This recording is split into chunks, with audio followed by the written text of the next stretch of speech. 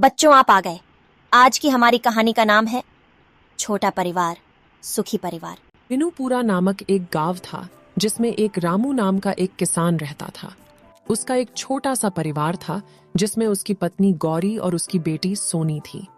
उसका एक खेत था जिसमें अच्छी पैदावार होती थी। वह खेत में काम करता और अपने परिवार का खर्चा खेती से ही निकालता था।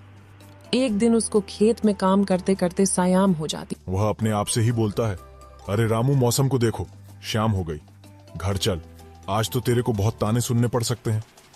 इतना सोचकर वह अपने खेत के औजारों को लेकर घर चल देता है। घर जाने के रास्ते में ही एक खिलौनों का बाजार पड़ता था। वह सोचता हुआ बोलता है कि आज तो मैं अपनी बेटी सोनी के लिए खिलौने लेकर जाता, लेकिन मेरे पास पैसे ही नहीं है। अब क्या करूं? मेरी बेटी से बोल दूंगा, बेटा, आज मेरे पास पैसे नहीं थे, कल पक्का खिलौना लेकर आऊंगा। ऐसे बोलते बोलते उसका घर आ जाता है और आवाज देता है, सोनी बिटिया, दरवाजा खोलो। फिर सोनी दरवाजा खोलती है और रामू अंदर आ जाता है।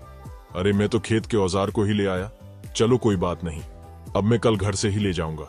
तभी वहां उसकी बेटी आती है, अपनी बेटी की ओर देखता है और बोलता है, बेटा सोनी, आज मैं तेरे लिए खिलौना नहीं ला पाया, मेरे पास पैसे भी नहीं थे और शाम भी ज्यादा हो गई थी, कल मैं तेरे लिए पक्का लाऊंगा। अब ये बताओ, तुम्हारी मम्मी कहाँ है? उसके पापा से सोनी बोलती है, पापा जी, खिलौनों की तो कोई बात नहीं लाए तो मम्मी अंदर सो रही हैं। आज का दिन ही बहुत खराब है। पता है, आज मम्मी को बहुत जोर का बुखार है। पापा अंदर चल के देखो और डॉक्टर को फोन कर लो। अरे राम, अब ये क्या हो गया? सुबह तो गौरी ठीक थी, सोचता हुआ अंदर जाता है। पहले कमरे में सोनी जाती है और सो रही मम्मी से बोलती है, ये देखो मम्मी पापा आए हैं। मम्मी आप उठ जाओ, मैं दोनों के लिए खाना लाती हूँ। यह बोलकर सोनी वहां से चले जाती हैं और खाना लेने के लिए रसोई में चले जाती है।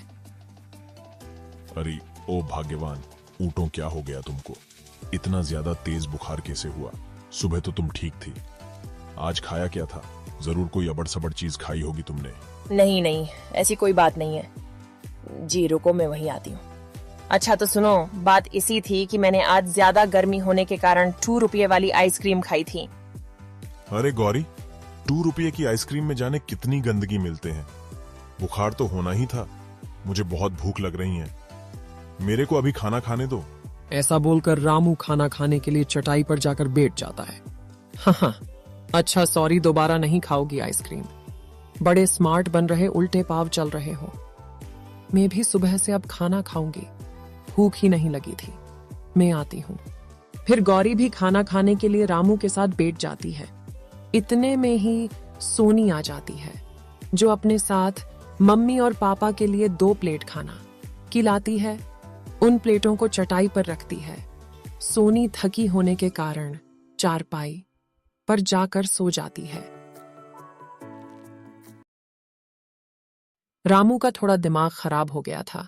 खाना खाने के बाद रामू झट से बोला, गौरी, मैं डर गया था, सोनी जाने क्या क्या बोल रही थी।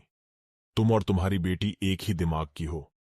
मेरे जाने के बाद ऐसी चीजें मत खाया करो जिससे तुम बीमार हो जाओ। चलो छोड़ो, अब हो गया, लेकिन आगे से ध्यान रखना अपना। अब मेरे को सोने दो, बहुत जोर से नींद आ रही है। अरे राम, बताया तो दोबारा नहीं खाओगी आइसक्रीम। मेरी थोड़ी तबीयत सही नहीं, मेरे को भी नींद आ रही है। आवा, उबासी भी आ रही है, मैं भी सो जाती हूँ। हमने इस कहानी से सीखा है, गलतियां सबसे होती हैं। हर गलती पर मनुष्य को जज नहीं करना चाहिए। जब परिवार सुख है तो सब सुख है,